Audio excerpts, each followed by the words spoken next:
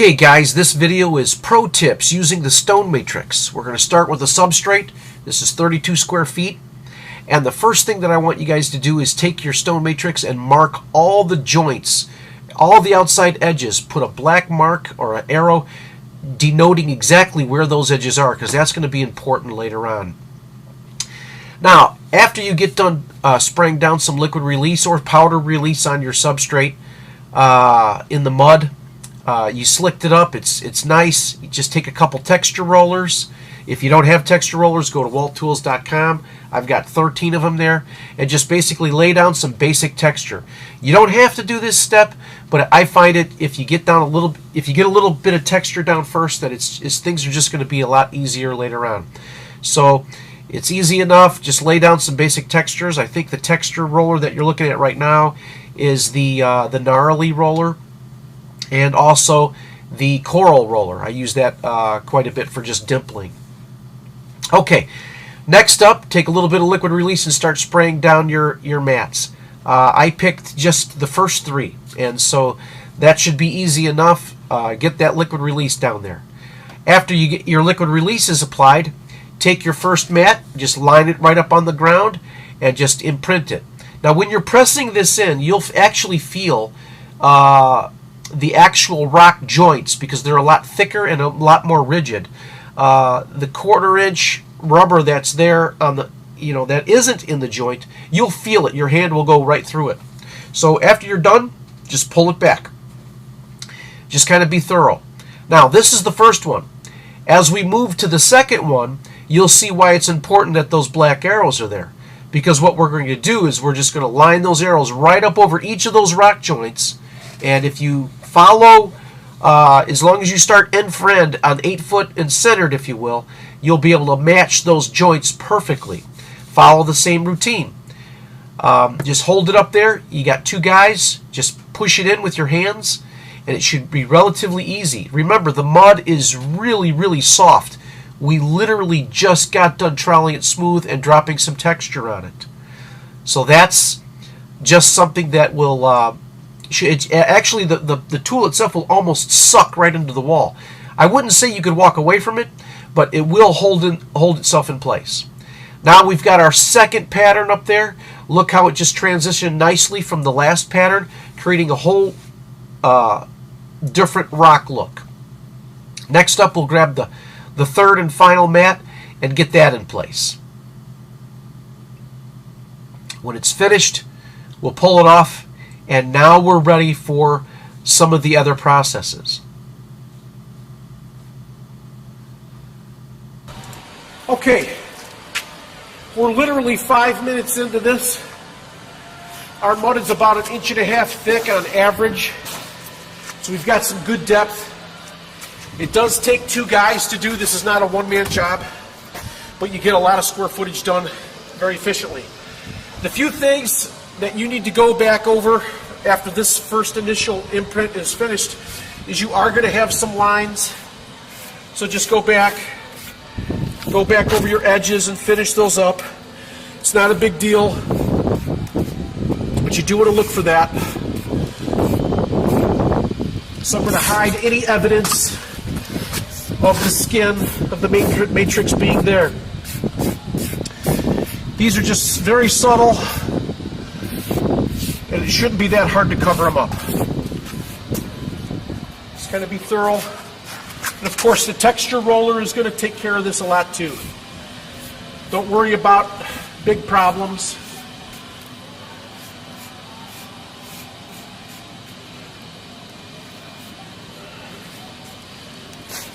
All right, for the most part, we're pretty good. Maybe a little bit on this bottom line.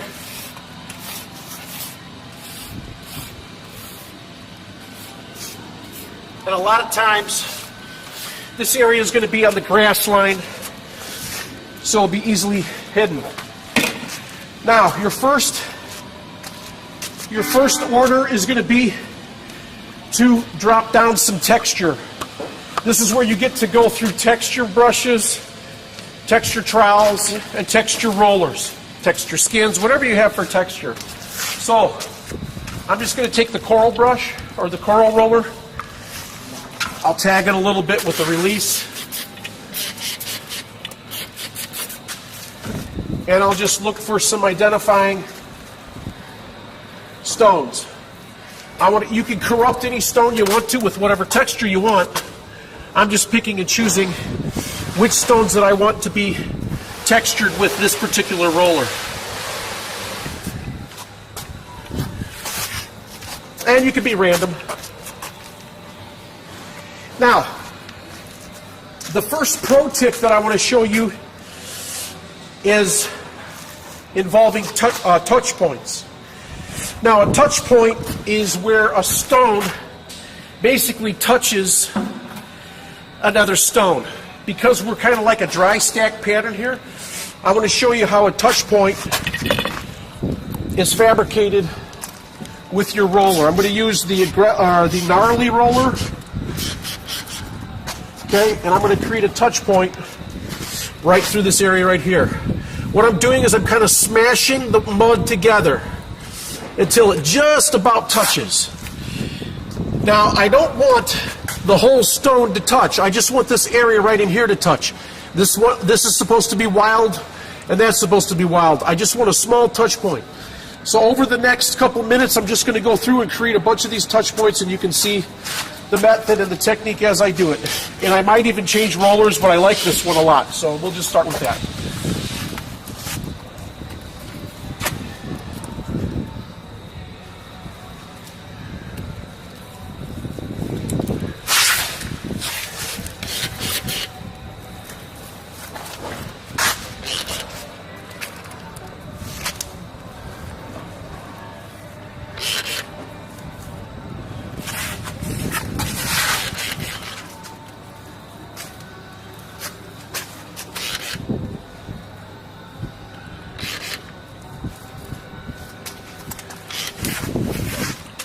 Okay, the next pro tip I'm going to show you is this grouting tool. It comes in 3 sizes, quarter, 3/8, and ½ inch.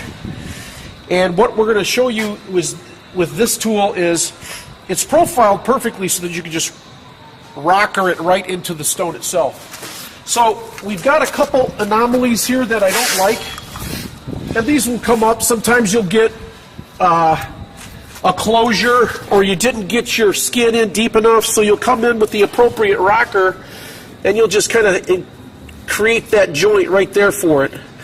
Now, of course, you can go back in and close that up, but anywhere where you see where you just definitely need a little bit of help, or there's a splooge, you want to kind of look for that. Like this area right in here, I don't particularly care for that really. Let's just go in there and correct that up a little bit. Not worried about jagged cut edges, but I am kind of concerned about some of these pieces that might not look natural. So I'm going to go in and make sure that they look natural. And this is just all on my own personal preference and my texture, from how I'm looking at it. The other thing too I want to point out is if you come up to a sill or the top of an edge or something like that, you want to take these jointers or these grout tools and just carry it all the way up, right up into the sill. There's no problem. You can just continue that pattern, continue that design all the way up, and that will you're extenuating that pattern up to the door jamb, up to the sill, up to the window, whatever it may be, and you're just continuing out on all of your edges. So that being said, there's really nothing that you can't get around, because the pattern is pretty much laid down for you. All you're doing is basically rounding out the edges. So that should make it relatively easy for you to finish out the design. Okay, the next pro tip is going to be creating some reliefing with some of the texture trowels. And so what you'll want to do is you'll want to just press in and create a texture right up against a joint. What that does is smash down this mud, and it keeps this mud up. So you've got a higher side here and a lower side here. Same thing with this. Just smash in that side, and it creates it texturizes as well as creates a nice lift.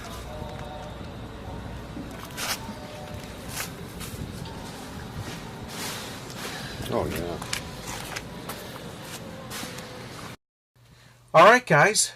We just spend the rest of the remaining time here Just wrapping up a couple more stones with this with the texture trowels, getting some relief that we want. Remember, you can follow those designs all the way out to the edges, to the left, to the right, up to a windowsill, up to a door jamb. Run them right into the ground. There's a 2-inch play on each mat, so if you want to tighten up those mats a little bit, you can let those joints kind of flow into each other to give yourself some variety of heights. Or you can extend them out, you can even extend them out past and just connect them.